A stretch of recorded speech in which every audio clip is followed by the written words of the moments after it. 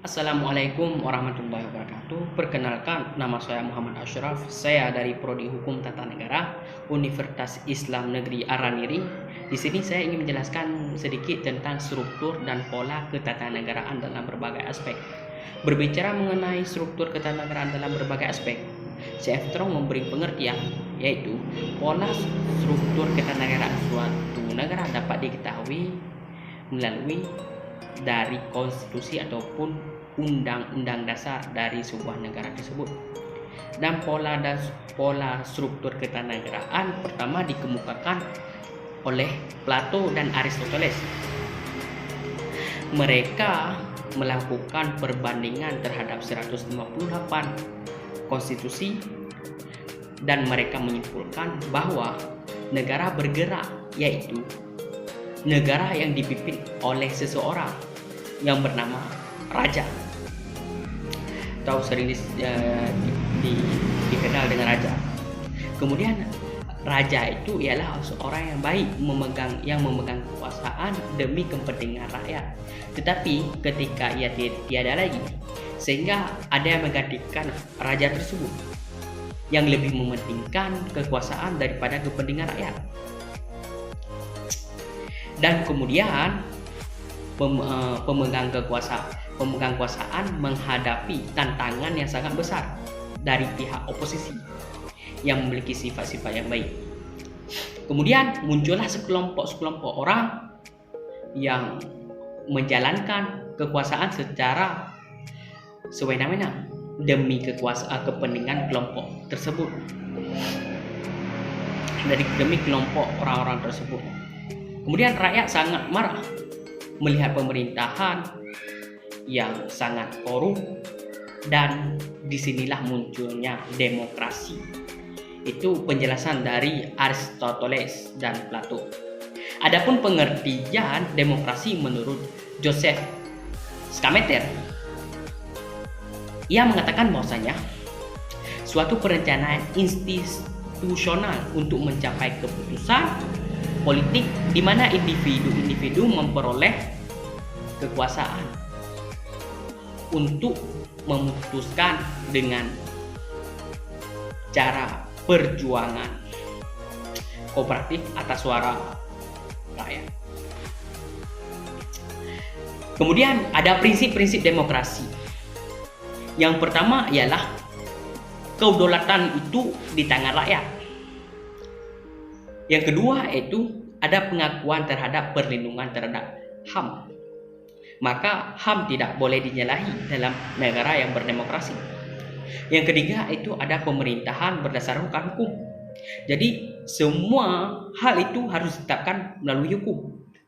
Yang keempat itu ada pengadilan bebas dan tidak memihak. Yang kelima adanya partai politik dan organisasi sosial politik di mana kita bisa memberikan aspirasi melalui hal tersebut. Yang keenam itu ada pengambilan keputusan atas musyawarah. Semua keputusan pelaksanaan sebuah negara itu harus berdasarkan musyawarah. Kemudian ada struktur kenegaraan yang kedua, ialah diktator. Di mana diktator ialah seorang yang memerintah negara yang secara absolut ditandai dengan kebrutalannya. Semua tindakan kebrutalan dan penindasan terhadap pihak oposisi.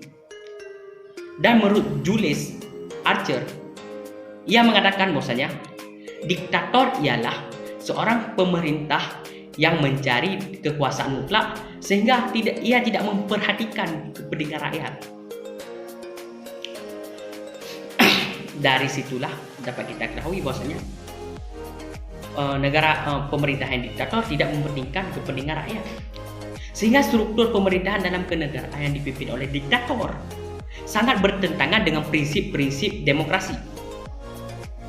Kemudian dapat kita lihat dengan ciri-ciri orang negara yang dipimpin oleh seorang diktator ialah pertama, demokrasinya palsu, di mana bahwa negara dipimpin oleh diktator ia mengiming-imingkan demokrasi di depan media, tetapi nyatanya dalam keadaan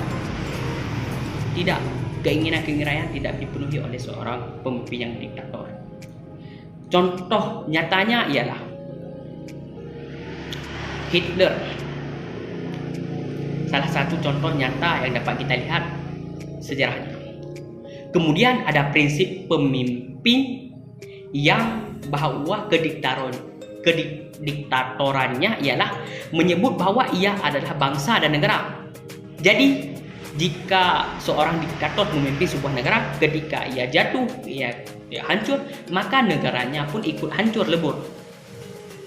Dan kemudian partainya itu partai seorang diktator, ya, biasanya partai itu didirikan oleh dirinya sendiri bersama kelompok-kelompok politiknya.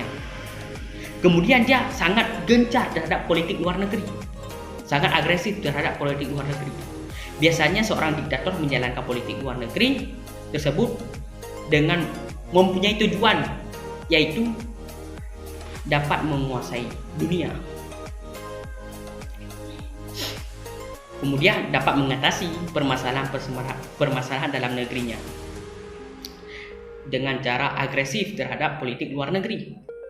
Kemudian yang paling nampak pada negara yang dipimpin oleh seorang diktator ialah penindasan. Suatu negara yang dipimpin oleh diktator, ia tidak bertoleransi terhadap oposisi, ditindas terus-menerus oposisi, sehingga masyarakat banyak yang tertindas karena kepemimpinan yang absolut tersebut. Kemudian ada ciri lainnya, yaitu ideologi diktator itu disebarluaskan sebagai satu-satunya ideologi yang benar dan dengan cara mengagung-agungkan bangsa dan negaranya. Di samping itu juga ia merendahkan negara-negara lain, sehingga semua orang beranggapan bahwasanya negara tersebut negara diktator yang paling baik. Kemudian ada totalitas. Melalui totalitasme penguasaan terhadap negara, individu jadi sempurna. Karena sesuai prinsip bahwa adanya individu untuk negara. Dan setiap kemerdekaan setiap individu itu pengabdiannya hidupnya itu untuk mengabdi kepada negara. Jadi itulah ciri-ciri negara diktator. Kemudian kita kembali kepada sistem kediktatoran, dapat dibagi kepada dua.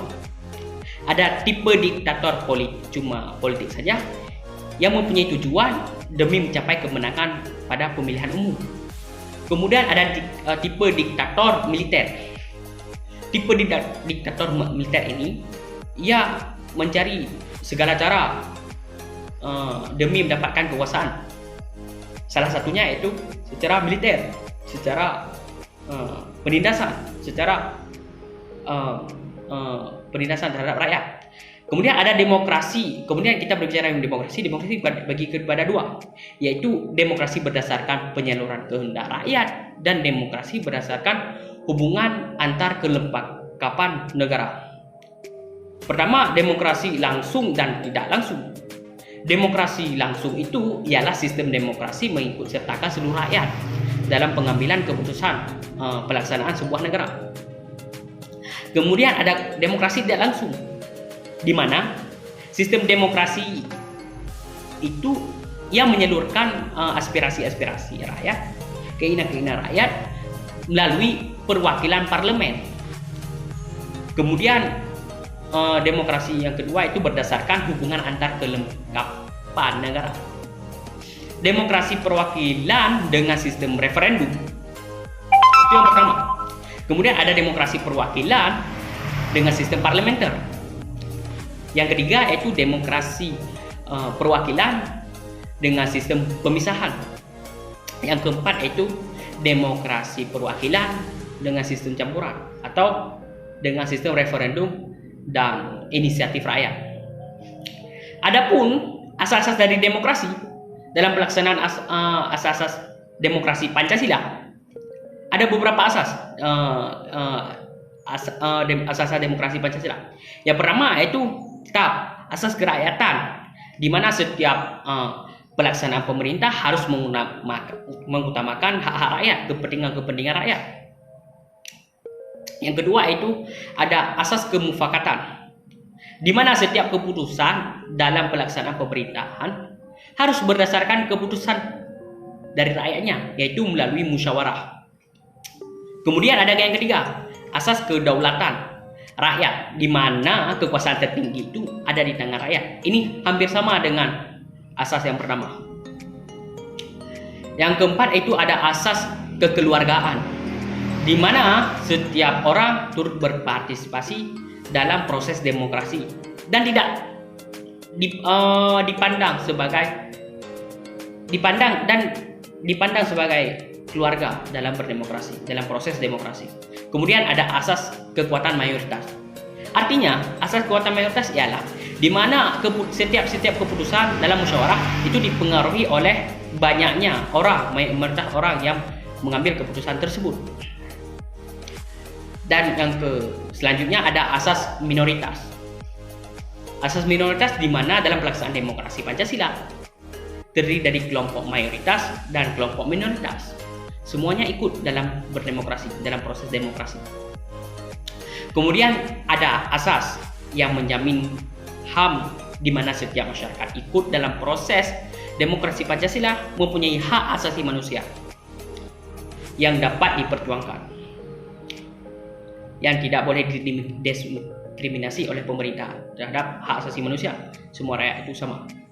Kemudian ada asas persamaan, di mana setiap warga negara dipandang sama dalam kacamata hukum, kedudukannya sebagai warga negara tanpa memandang bulu, baik itu ialah seorang pemerintah. Jika dalam negara demokrasi, ia harus sama semua, kedudukannya sama.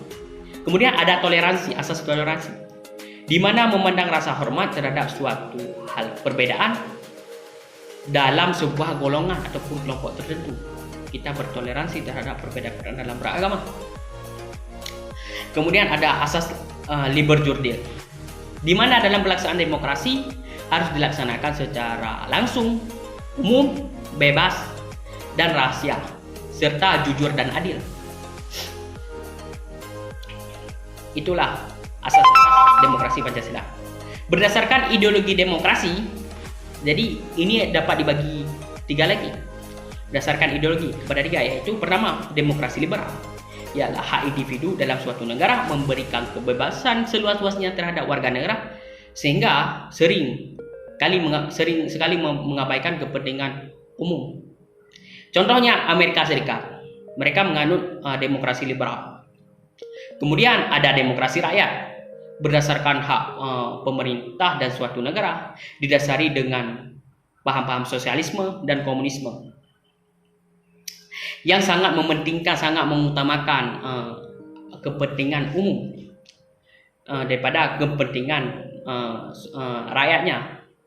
Contohnya itu Cina, Korea Utara, dan lain-lain. Kemudian ada demokrasi Pancasila, demokrasi Indonesia, yang bersumber dari norma-norma sosial dan budaya bangsa Indonesia, dengan berdasarkan musyawarah juga dan mufakat, sehingga kebebasan individu itu tidak dicederai, kepentingan umum itu juga diutamakan. Jadi balance dia antara kepentingan umum dan kepentingan individu-individu. Mungkin cukup sekian yang dapat saya sampaikan mengenai struktur dan pola ketatanegaraan dalam berbagai aspek ini. Wabillahi taufiq wal hidayah. Assalamualaikum warahmatullahi wabarakatuh.